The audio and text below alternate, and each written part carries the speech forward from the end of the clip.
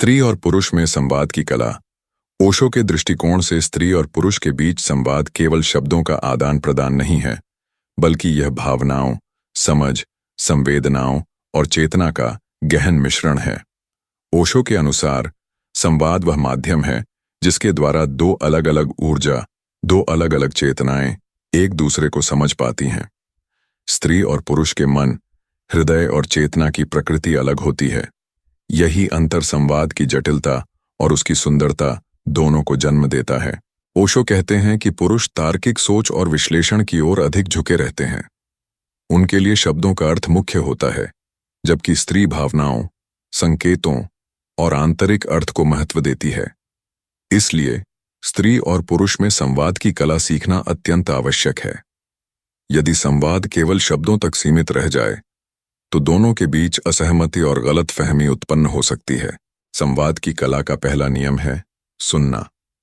स्त्री जब पुरुष से बात करती है तो पुरुष को केवल सुनना नहीं, बल्कि समझने की कोशिश करनी चाहिए।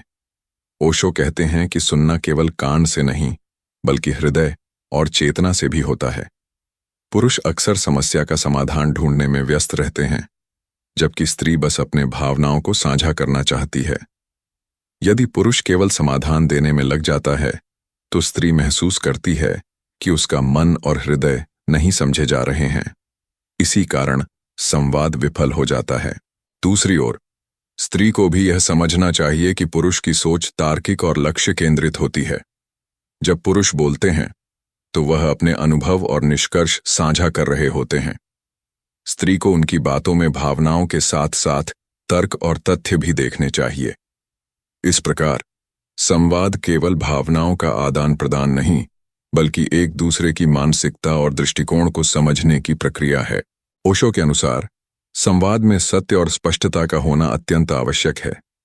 स्त्री और पुरुष दोनों को अपने विचार, इच्छाएं और भावनाएं स्पष्ट रूप से व्यक्त करनी चाहिए। यदि कोई छिपाता है या गलत संकेत देता है तो यह संवाद को कमजोर कर देता है और गलतफहमी पैदा करता है। स्पष्टता और ईमानदारी से संवाद करना दोनों के बीच विश्वास और गहन समझ को जन्म देता है। संवाद में तीसरी महत्वपूर्ण कला है सहानुभूति। स्त्री और पुरुष जब एक दूसरे की भावनाओं को समझने और महसूस करने की क्षमता रखते हैं, तभी संवाद सार्थक बनता है। ओशो कहते हैं कि प्रेम और संवाद एक दूसरे से जुड़े हैं। बिना सहानुभूति के संवाद केवल शोर या जानकारी का आदान प्रदान बन जाता है। इसलिए संवाद में हृदय और भावनाओं की गहराई को महसूस करना आवश्यक है। ओशो कहते हैं कि स्त्री और पुरुष में संवाद की सफलता इस बात पर निर्भर करती है कि दोनों अपनी अहंकार और अपेक्षाओं को किनारे रख सकें। अक्सर संवाद असफल इसलिए होता है क्योंकि स्त्री और पुरुष अपने दृष्टिकोण को ही सच्चा मान लेते हैं और दूसरे की सोच को स्वीकार नहीं करते। जब अहंकार दूर होता है, तब संवाद खुलकर और सहजता से होता है। संवाद की कला में धैर्य का भी बड़ा महत्व है। स्त्री और पुरुष दोनों के विचार और भावनाएं अलग होती हैं। कभी कभी पुरुष सोचते हैं कि स्त्री की भावनाएं जटिल हैं, जबकि स्त्री महसूस करती है कि पुरुष उसकी भावनाओं को नहीं समझ रहे। धैर्य से, बिना रोक टोक और बिना क्रोध के, दोनों अपनी बात साझा कर सकते हैं। ओशो कहते हैं कि संवाद में धैर्य और समय देना रिश्तों को गहराई और स्थायित्व देता है। ओशो के अनुसार संवाद केवल शब्दों तक सीमित नहीं होना चाहिए। मौन और संकेत भी संवाद का हिस्सा हैं। स्त्री और पुरुष अक्सर शब्दों से नहीं, बल्कि हाव भाव, दृष्टि, स्पर्श और ऊर्जा के माध्यम से भी बातें साझा करते हैं। यदि दोनों इस गैर शब्द संवाद को समझने लगें तो उनके बीच की समझ और गहराई और भी बढ़ती है। संवाद की कला में सम्मान अत्यंत महत्वपूर्ण है। स्त्री और पुरुष दोनों को एक दूसरे की भावनाओं, विचारों और दृष्टिकोण का सम्मान करना चाहिए। जब सम्मान होता है, तब संवाद में कटुता और संघर्ष कम होता है। ओशो कहते हैं कि सम्मान और प्रेम के बिना संवाद अधूरा है। संवाद तभी सफल होता है जब दोनों अपनी बातों के साथ साथ एक दूसरे के अस्तित्व का भी सम्मान करते हैं। ओशो के अनुसार संवाद में समानुभूति और ऊर्जा का संतुलन भी आवश्यक है। पुरुष और स्त्री की ऊर्जा अलग अलग होती है। पुरुष की ऊर्जा सक्रिय, तर्क संगत और बाहरी होती है, जबकि स्त्री की ऊर्जा संवेदनशील, भावनात्मक और अंतर्मुखी होती है। संवाद तभी फलदायक होता है जब दोनों अपने भीतर की ऊर्जा को समझते हैं और उसे संतुलित तरीके से साझा करते हैं। संवाद की कला में समय का महत्व भी है। ओशो कहते हैं कि कभी-कभी गलत समय पर की गई बातचीत विवाद और असहमति को जन्म देती है। स्त्री और पुरुष को यह समझना चाहिए कि कब संवाद करना उचित है और कब कुछ समय रोकना बेहतर है। सही समय और सही स्थिति में किया गया संवाद अधिक प्रभावशाली और स्थायी होता है। ओशो कहते हैं कि संवाद में सुनना और बोलना दोनों समान रूप से महत्वपूर्ण है।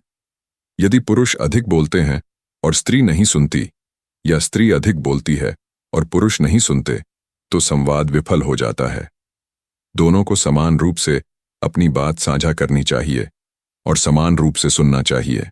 संवाद की कला में सहजता और सहजता भी अत्यंत जरूरी है। यदि संवाद में तनाव, दबाव या डर होता है, तो यह रिश्ते में दूरी और असहमति पैदा करता है। ओशो कहते हैं कि संवाद में सहजता, खुलापन और भरोसा होना चाहिए। यही तत्व संवाद को गहराई और स्थायित्व देते हैं।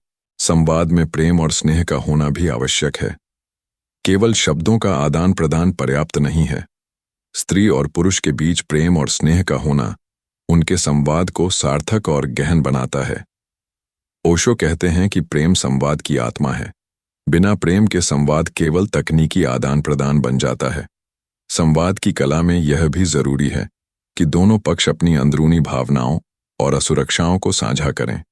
ओशो कहते हैं कि जब स्त्री और पुरुष अपनी कमजोरियों, डर और अपेक्षाओं को खुले दिल से साझा करते हैं, तभी वे एक दूसरे को गहराई से समझ पाते हैं। यह संवाद को केवल सतही नहीं, बल्कि स्थायी और जीवंत बनाता है। ओशो के अनुसार संवाद में निरंतर अभ्यास की आवश्यकता होती है। केवल एक दो बार संवाद करना पर्याप्त नहीं होता। स्त्री और पुरुष को हमेशा अपनी समझ और सुनने की क्षमता को विकसित करना चाहिए। संवाद में निरंतरता और अभ्यास रिश्तों को मजबूत बनाता है और दोनों के बीच गहराई उत्पन्न करता है। संवाद में विचारों और दृष्टिकोणों का सम्मान अत्यंत महत्वपूर्ण है। स्त्री और पुरुष अलग अलग परिप्रेक्ष्य से जीवन को देखते हैं। ओशो कहते हैं कि जब दोनों अपने विचारों और दृष्टिकोणों का आदान प्रदान करते हैं, तब संवाद में न केवल समझ पैदा होती है, बल्कि नए दृष्टिकोण भी सामने आते हैं। यह संवाद को सृजनात्मक और प्रेरणादायक बनाता है। ओशो के अनुसार संवाद की कला में उदाहरण और अनुभव साझा करना भी आवश्यक है। केवल शब्दों से बातें करना सीमित हो सकता है।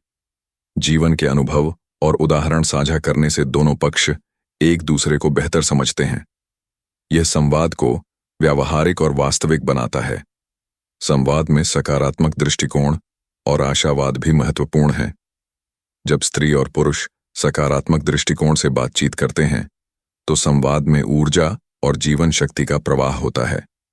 ओशो कहते हैं कि नकारात्मकता और आलोचना संवाद को कमजोर कर देती है और रिश्तों में दूरी पैदा करती है। ओशो के अनुसार संवाद में विवेक और समझ का होना अनिवार्य है। कभी-कभी भावनाओं में बहकर स्त्री और पुरुष अपने शब्दों और कर्मों को गलत ढंग से व्यक्त कर देते हैं। विवेक और समझ से किया गया संवाद रिश्तों को स्थायित्व और स्थिरता देता है। संवाद की कला में सहयोग और सहयोग की भावना भी शामिल होनी चाहिए। ओशो कहते हैं कि संवाद केवल स्वयं को व्यक्त करने का माध्यम नहीं है, बल्कि एक दूसरे के अनुभव और विचारों में सहयोग करने का तरीका भी है। जब दोनों अपने संवाद में सहयोग की भावना रखते हैं, तो रिश्ते मजबूत और गहरे बनते हैं। संवाद में भावनाओं की स्वीकृति अत्यंत महत्वपूर्ण है। स्त्री और पुरुष दोनों को यह स्वीकार करना चाहिए कि उनके भावनाएं और प्रतिक्रियाएं अलग अलग हो सकती हैं। ओशो कहते हैं कि भावनाओं की स्वीकृति और सम्मान संवाद को सशक्त बनाता है और रिश्तों में गहराई लाता है। संवाद में सहानुभूति, धैर्य, सम्मान, स्पष्टता, समय, ऊर्जा, प्रेम, अनुभव, सकारात्मक दृष्टिकोण, विवेक और सहयोग का संतुलन होना चाहिए। जब ये सभी तत्व मौजूद होते हैं, तब संवाद सफल होता है। यही कारण है कि स्त्री और पुरुष के रिश्ते गहरे, सार्थक और स्थायी बनते हैं। ओशो कहते हैं कि संवाद केवल समस्याओं को हल करने का माध्यम नहीं है, बल्कि यह प्रेम, समझ और चेतना को विकसित करने का तरीका है।